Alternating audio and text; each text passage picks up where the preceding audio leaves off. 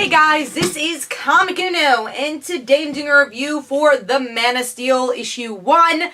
So I will have two, hopefully, in-depth reviews today, and Comic Uno episode either today or tomorrow. And obviously one of them is going to be Man of Steel. And of course I had to review this because it's the first huge Brian Michael Bendis issue. We've had, I think, two stories from Brian Michael Bendis. I think the Free Comic Book Day one and Action Comics he had one in. But this is the first official issue to see what he's going to be doing with Superman.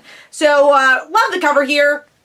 We got the Justice League behind him, and it's just Superman. I enjoyed it. I like the cover. And then the artwork, really good. I believe there are two artists on this book, but honestly, I really didn't notice the difference. I guess the artist probably was one for the villain and one for Superman stuff, so really did not notice the difference. And just love the artwork. Really well detailed, and just a very, yeah, like I said, very well detailed for a first issue. So going into the story, the villain is introduced here a little bit more because we did get to see him a little bit in those other stories, and you know, his motives about Krypton and him talking to one of the Guardians, and we'll see how that plays out, I guess, as the series goes on, what exactly he did to Krypton and what that means for the timeline, I guess.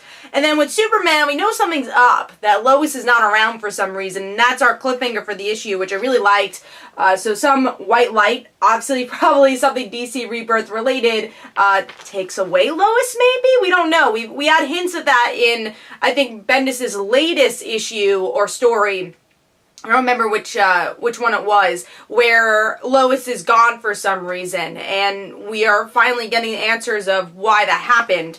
And I liked, you know, Superman just saving the day, of, you know, trying to save someone out of a burning fire. I especially like this panel where he's listening and he talks about how hard it is to actually pinpoint exactly what he's trying to find. He's listening to a song he really likes. I thought that was really well done, and I like Bendis' voice overall. He brought a voice to Superman, and that's important because A, he's Brian Michael Bendis, and B, this is going to be a huge Superman run, and you want to see a distinct voice, and I really think that Bendis brought some good personality to this book.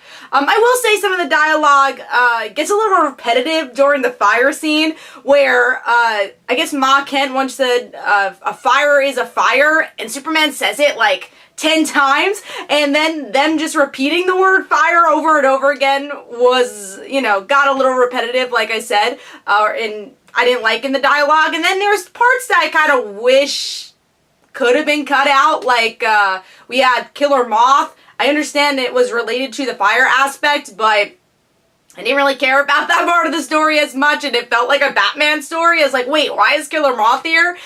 So those things kind of felt out of element, but at the same time, it felt very Bendis. It felt very street level, and that's what Bendis is known for doing.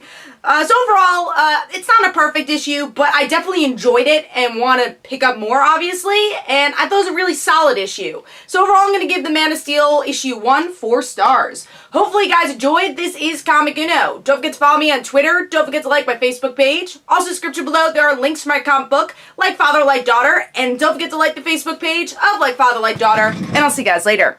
Bye.